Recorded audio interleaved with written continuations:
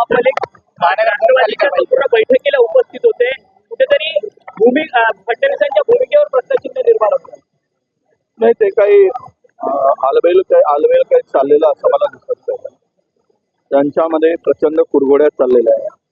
एकीकडे अर्थमंत्री बजेट मांडतो आणि दुसरीकडे काही विषय मुख्यमंत्री स्वतः घोषित करतात बजेट सुरू असताना.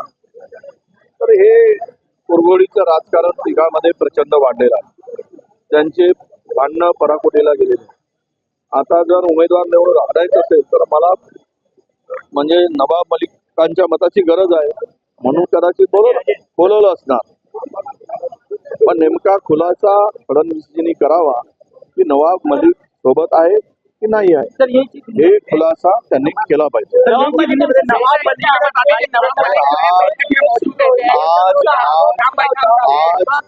आज